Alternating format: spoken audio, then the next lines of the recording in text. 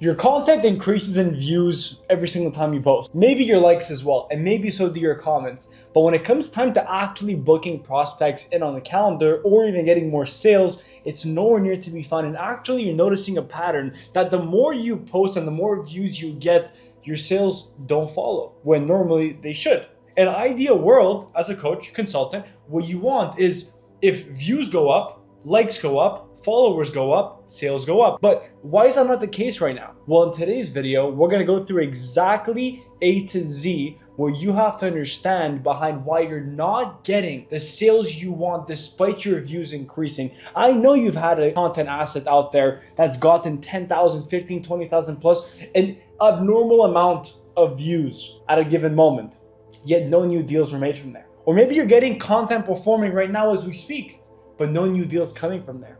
I've been there myself. The only way I was able to get out of that situation is by going through and using exactly what I'm gonna teach you guys in today's video. Now, I will say this, if you guys have been seeing my stories, in the third week of January, I went to Serbia for a climb retreat with some good friends of mine.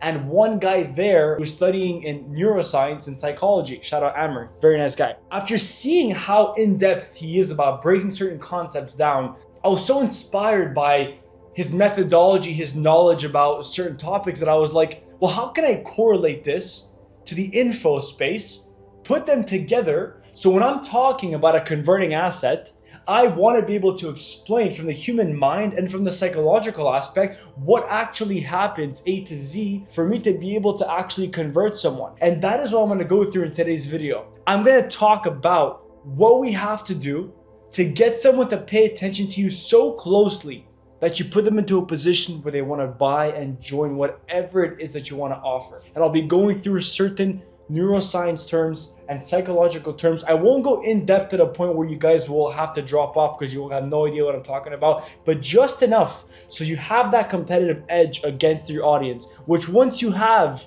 is halfway done. I'd love to hear some feedback from you guys watching this video. Leave me some comments down below, seeing exactly how you guys find it. Let's dive right in. Why are you getting views but no sales? Look, despite grasping attention, you're continuously getting overlooked. That's because the first thing we have to understand, it's the salience network. Now, the salience network processes about 400 million bits of sensory information per second. It's responsible for detecting important events. Notice how when you're in an environment, you cannot notice every single little detail that's around you. Imagine like in Call of Duty, the best example like in Warzone or Call of Duty, when you pull out the map sensor or like the radar and it would show and beep around the people around you. I know you guys know what I'm talking about. That's how I view the salience network. Because if right now I were to ask you, think about how your back of your shirt feels on the back of your neck. You'll think about that right now. And then if I go and tell you how your feet feel in your socks, in your shoes right now, or in your slippers or whatever, you'll go and think about that as I just said it. But notice how 10 seconds ago when I was talking about Call of Duty and Warzone,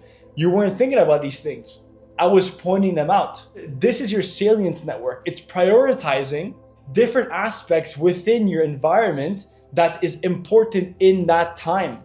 So for us to first grasp the attention from our audience, we have to understand, well, listen, our ideal client, our ideal profile is in a specific environment. We have to trigger their salience network to the point where everything is muffled and we only focus on them. So when someone scrolls, they're thinking different things at once, and this is even subconscious. They're thinking, does this threaten me? Like, does this pose a danger at me? Am I safe, right? Does this benefit me? As human beings, guys, we're selfish by nature. You clicked on this video because you want to gain something from this video that I'm going to teach you so you can then use it to make yourself more money. There's nothing wrong in that. That's how business is, right? So we're inherently selfish by nature. So is this threatening? Will this actually benefit me? And does this relate to my current goals? Guys, if this video was talking about how you can get into med school, you would click right off. It's literally not because maybe the information I'm saying is wrong. It's just because it doesn't relate with your current goals. You want to make 100K a month with your coaching offer. You don't want to get into med school. You could care less about medicine when you're making 1.2 million a year off Cabos, living life with your family and your friends and your girlfriend, right? So the point being is these are the three main questions that we're subconsciously always asking ourselves, which will penetrate or not through our salience network and will actually prioritize it. So it all boils back down to personal relevance. So now that we understood the salience network and the questions that we're asking ourselves, I want to go through a very important topic, which is the cocktail party event, the cocktail party effect. Notice how every time you go to a party or a gathering or any kind of surrounding where there's a lot of people, a lot of music, a lot of overall noise, whenever someone is speaking to you, directly to you, everything else muffles around everything else. And all you think about is that one person talking to you. All you hear selectively is that one person talking to you. That is a cocktail party effect. That is your salience network inside you that we were talking about that prioritizes that person specifically out of everything else.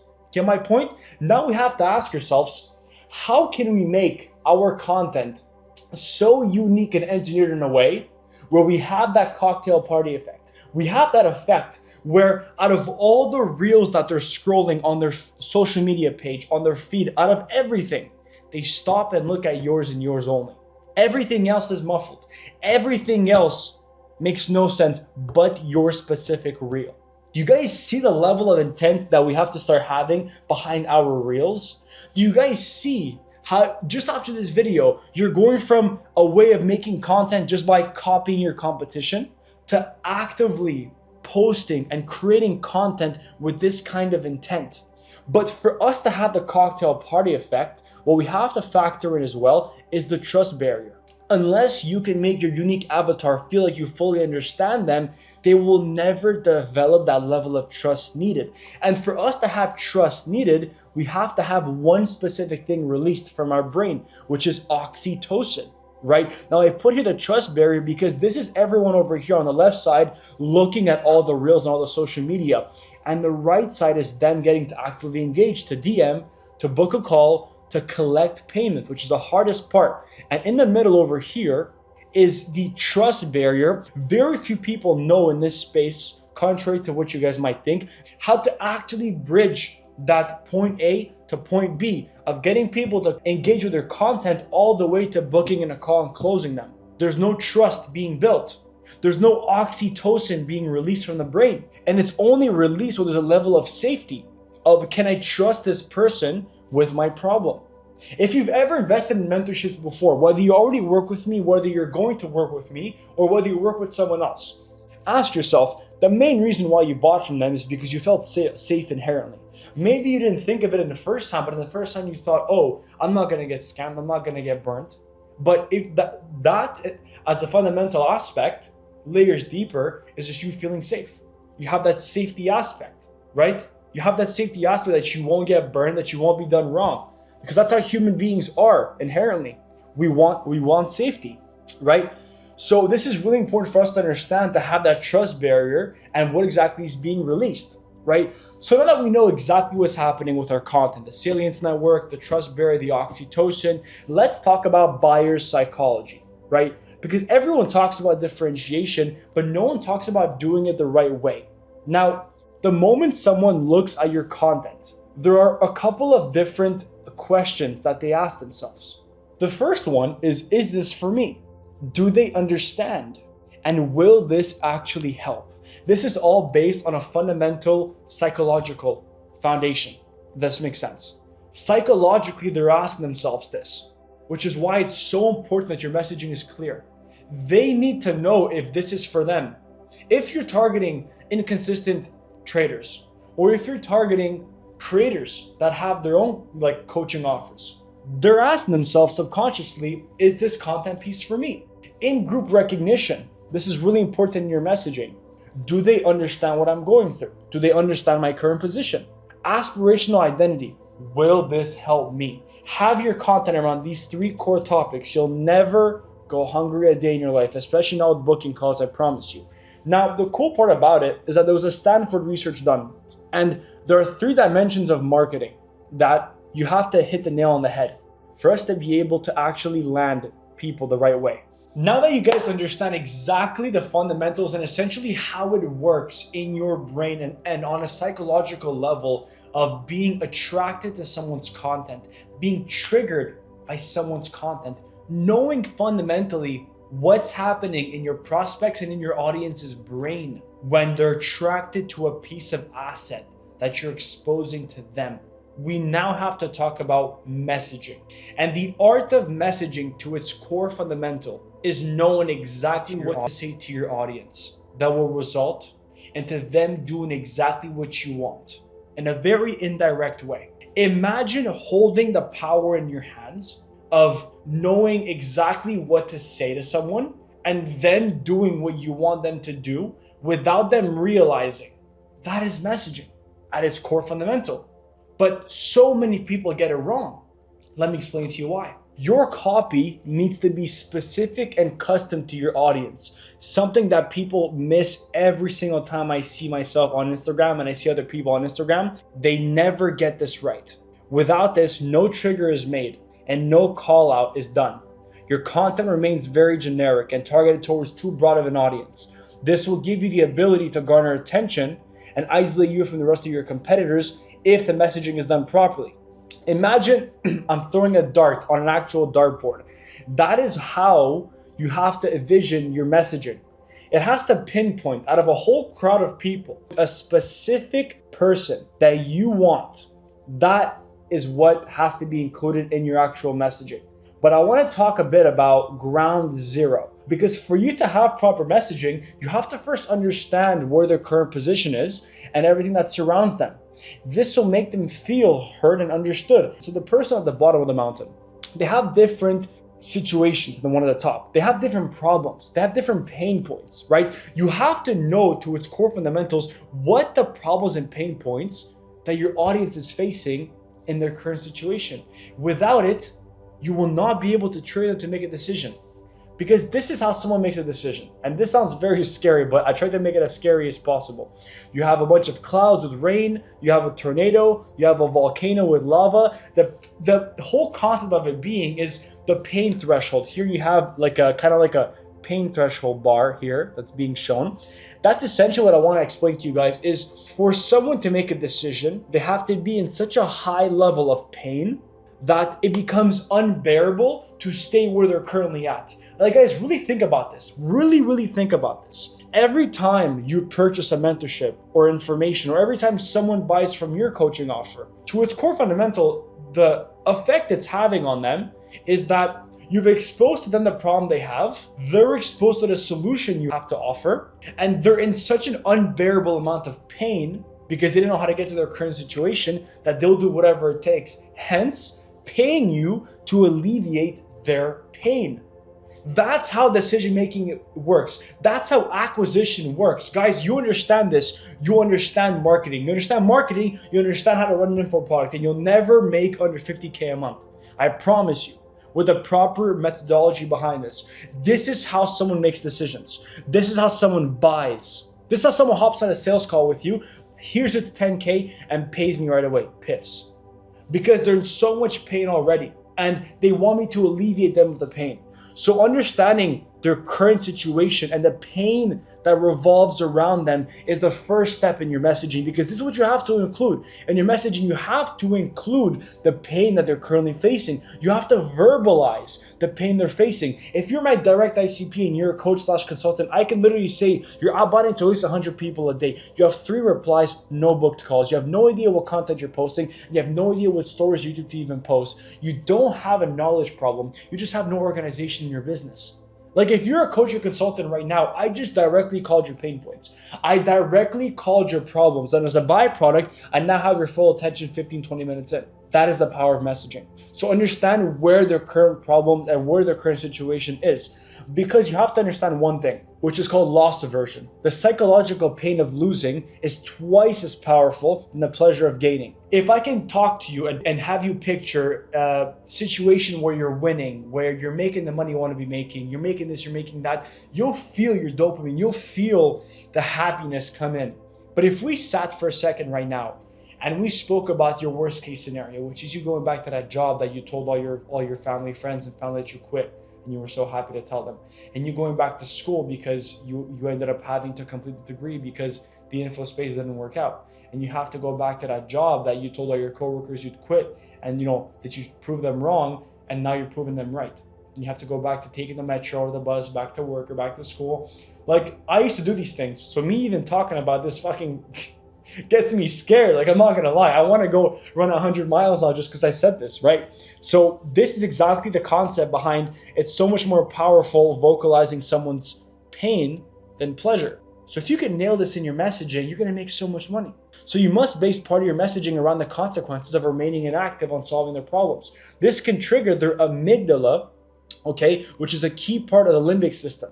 Now, the amygdala is known for processing emotions like fear, anxiety, aggression, but also involved in emotional memory, motivation, reward learning, right? So by vocalizing their fears and problems, this triggers the amygdala and has a very favorable reaction towards your content and increased interaction. And once you learn how to trigger your audience, you will be in constant acquisition, because notice how it goes from them being from their current situation to them being triggered from what you're seeing and being in so much pain that they have no solution but to want to get to the top of the mountain. So now that we know their current situation, we have to also know their desired outcome. Within your content, you must hit 3 neural triggers for the desired outcome: their mental stimulator, their empathy engine, and their dopamine. Why? Because when they're imagining the future and their desired outcome, and they could picture it, it activates the same neural pathways as experiencing it.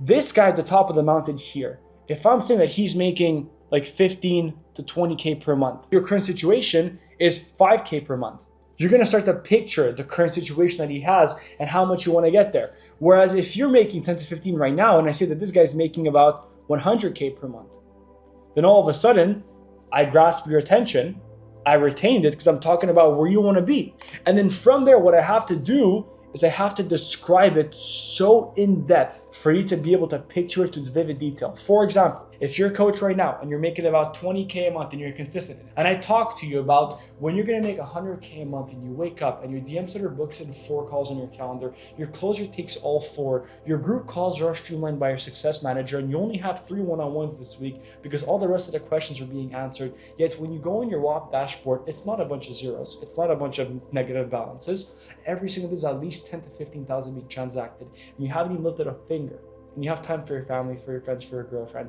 I just described what every single coach and consultant's dream outcome is. And once it gets there, guys, I promise you from personal experience, it's the best thing in the world. So notice how I just described your desired outcome to its finest detail. And now that I described it, it's so much easier for you to picture it in your mind. The same way it's easy to picture the guy from the current situation over here. And when I'm talking about the desired outcome he wants to get to, if I'm able to describe it in a very, very specific way, they will, like we spoke about, imagine the future and activate the same neural pathways. And they will start to fire, their brain will start to fire as if they are already there. It's amazing the way the brain works. Now, I placed my iPad down for this part because I do want to do a bit of drawings and overall just draw a little bit on this, iPad. But once we've mastered messaging, which honestly, that's what I wanted to talk to you guys about. That's messaging, right? Obviously, I can go 2 more hours into detail of it, which is, for mostly my clients that I have into Growth Capital, which is my consulting, which by the way, you're about 20 minutes in this video. If you actually want the proper help to scale to 100K, 150, 200K plus, book a call with me after this video. I'll be able to audit your entire system, give you some game, and overall show you the action steps I would personally take if I were in your shoes to make multiple 6 figures per month. You can go through all my client wins, my client results. My results speak for themselves. My years of experience in this game speaks for itself. If you're actually serious, book a call after this video. Anyways, back to what I was saying. That's the fundamental of messaging, right?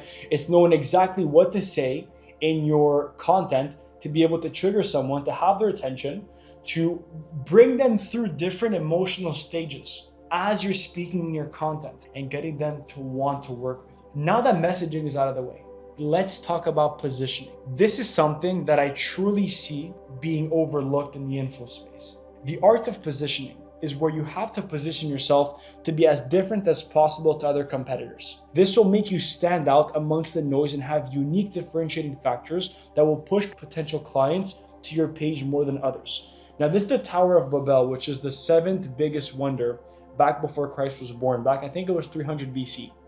And by the way, I try and have images that's relating to every single concept that I'm talking about, so it can be a bit more cool for you guys. The reason why the Tower of Babel was the seventh biggest wonder is because there was no tower like it. There were different towers around it, like you can see in the graph, but none of them were as big, as tall, as unique as the Tower of Babel, which is the exact point that I want to talk about.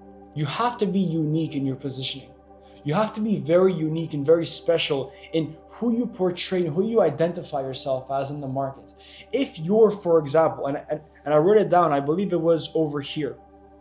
If you're a coach, a fitness coach in general, don't portray yourself as just a fitness coach, where you want to, for example, lose weight or gain muscle. Let me help you.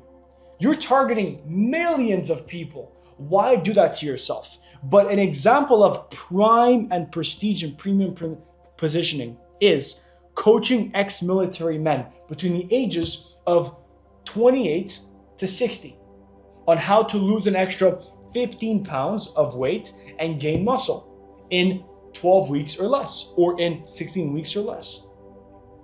Do you notice how my TAM went from this all the way to this?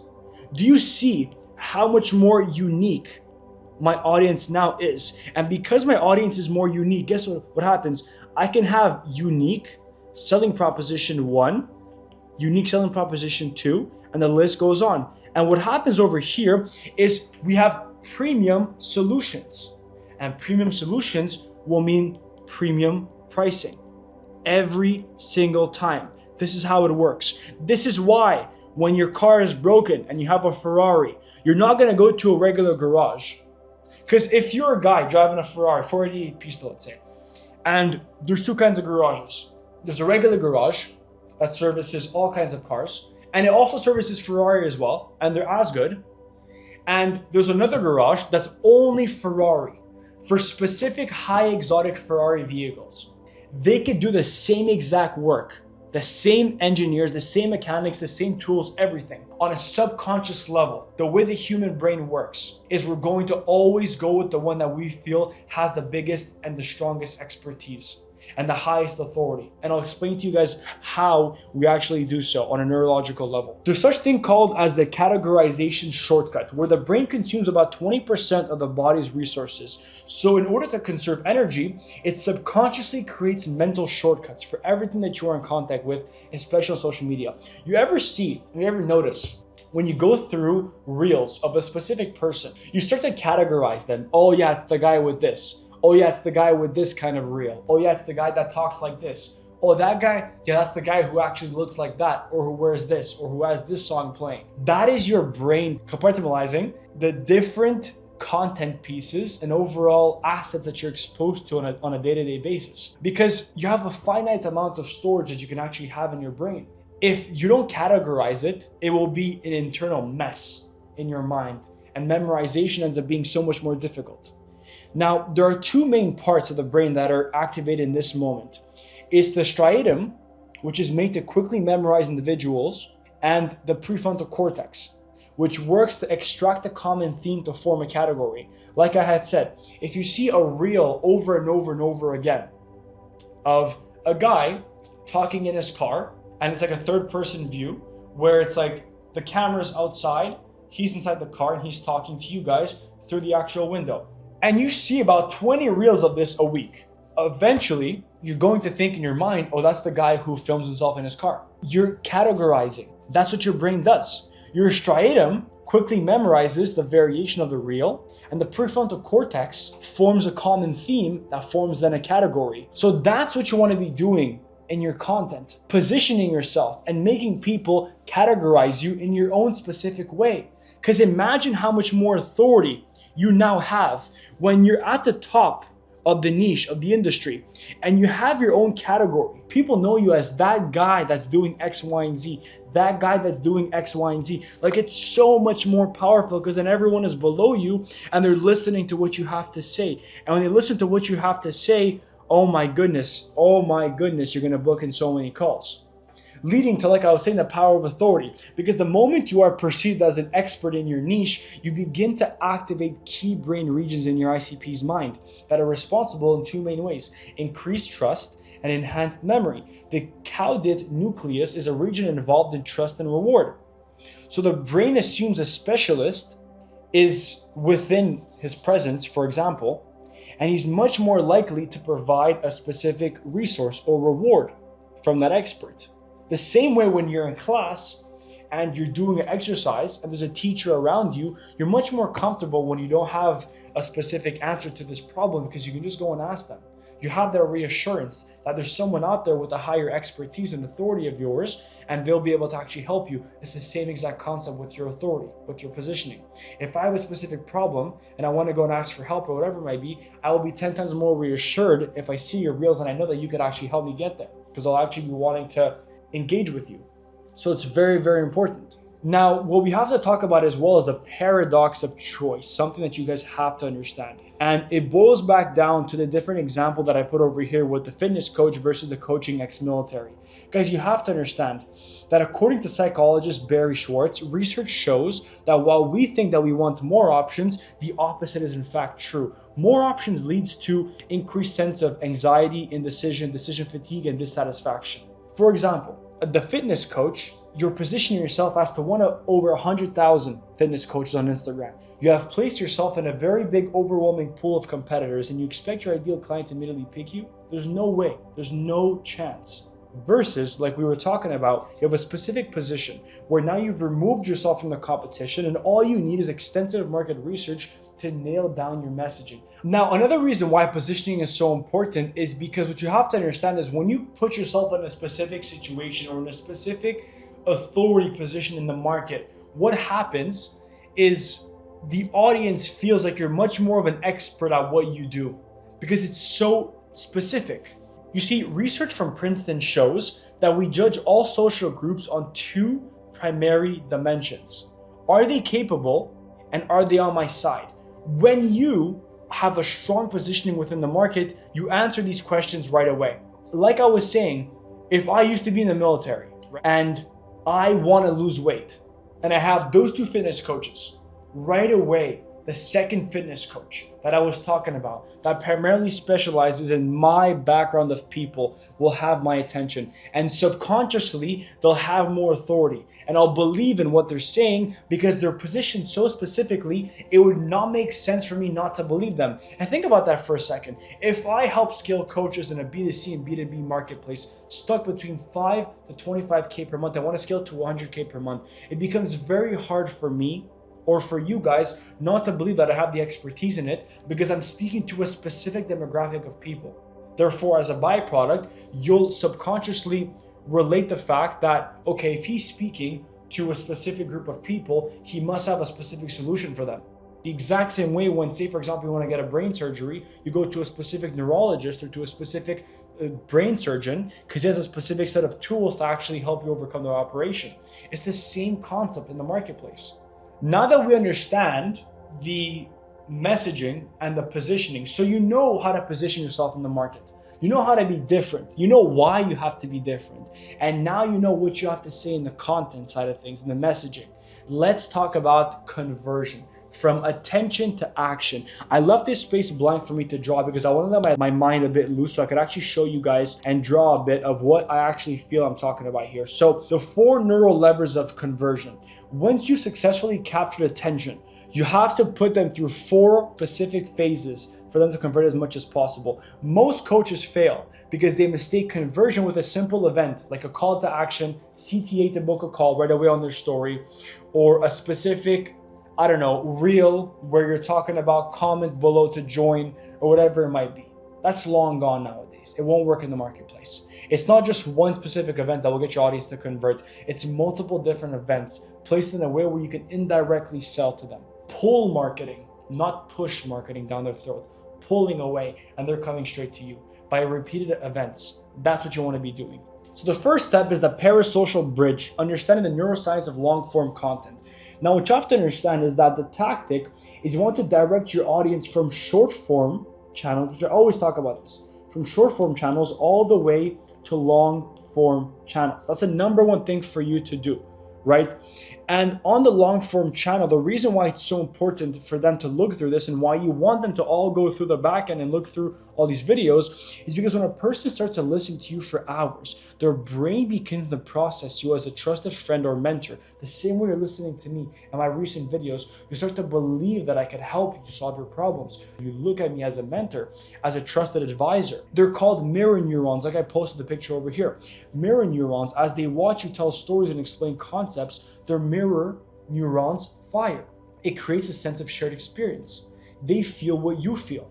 And the medial prefrontal cortex, as discussed in previous sections, is made to build a stronger connection between you and I, which is true. Just off my YouTube videos, you could tell what kind of personality I have. You can tell what kind of character I have, right? Whether I have a low attention span where I'm looking around, or whether I have a high attention span and I could focus and just talk to you directly. Whether I'm knowledgeable with what I'm saying or whether I'm full of bullshit, which I can't be full of bullshit because I'm talking about very specific topics with my industry. This is what it means when we're building and we're creating that kind of relationship between you and I as you're watching this kind of video. That's what long form content does. And if you do this to a mass amount of people with your audience, there's no way people will not join you for who you are. There's no way. But guys, check this out. The cadence, tone, and rhythm of your voice over long periods of time builds a deep subconscious layer of trust. So that way, they have that familiarity, and every time they hear your voice, they look at your face or they see your face on any kind of social media channel, they already have that sense of familiarity of, oh, I know this guy. I've been following this guy for so many years. I've been watching this guy for so many months. When you have that kind of connection, because they're watching you on social media, on YouTube and everything, it becomes so hard not to be able to indirectly sell. And the result is, after dozens of hours of YouTube content, the prospect doesn't feel like they're buying from a stranger anymore. The second concept is the familiarity principle, which is the power of nurturing and funnel progression. Now, the tactic here is to expose your audience to multiple pieces of content over time and different variations. So for example, it could be through reels, stories, different funnel stage assets, etc. The reason why, and this is the neuroscience concept, is called the mere exposure effect. What the mere exposure effect essentially does is the psychological phenomenon where people tend to develop a preference for things because they become very familiar with them. Like I was saying before, when someone is very familiar with you, with your face, with your ideologies, with your overall way of speaking and everything, they become much more relatable and comfortable with you. And it's all just a volume game at that point, right? The more you post, high quality of course, and the more you are seen across different channels and different screen devices and different phones, they become much more familiar with who you are. And familiarity breeds liking and trust. This is why, like I was saying, quantity behind your content is so important while also maintaining quality, right? And the result is, because the prospect now has that familiarity because he's been seeing you so many different times, they're going to be drawn to you more than your competitors. They'll be drawn to you more than anyone else in your market because you've already built that trust. You've bridged that gap that your competitors failed to bridge. And they don't want to go to someone else. They don't want to go and watch someone else's YouTube videos. If you've already built that trust with you and your audience, they'll stick with you and they'll buy just from you. And each piece of your content in your funnel isn't just delivering information. It's an act of a familiarity building, layering the foundation of trust one view at a time. Whether it's more top of funnel, where you're just piquing their attention, middle of funnel, where you're nurturing them, and bottom of funnel, where you have so much trust built in, so much familiarity built in, that they will now engage and buy whatever it is that you have to offer or join and work with you. That's the power of layering. Now, the third is the conformity engine. The reasoning behind the conformity engine and the neuroscience of social proof and credibility, and a tactic, is showcasing testimonials, client wins, and evidence that other people are succeeding with your methods. And the reason why is because humans are social creatures wired for conformity, right? As a young age, as a kid, when you were in your schoolyard, you've always wanted to fit in. You've always wanted to be part of the cool group, of that one group that people are friends with. That's how we inherently are as human beings. We want to conform. We don't like going against the norm, against the grain. That's why starting a business is so tough and so hard, because many people are not doing it. So you're going against the grain of what is not usually done, right? What happens is this: when your outer audience, if you have a prospect and you see over here a bunch of people gaining results that are all within your mentorship, and they're all making more money, and they're all getting more sales and everything, and you're just seeing this. You know what happens? Well, two things. Number one is your conflict signal. The rostral cingulate zone fires up, signaling a painful conflict. My belief is different from the group's belief. My reality is different from the group's reality.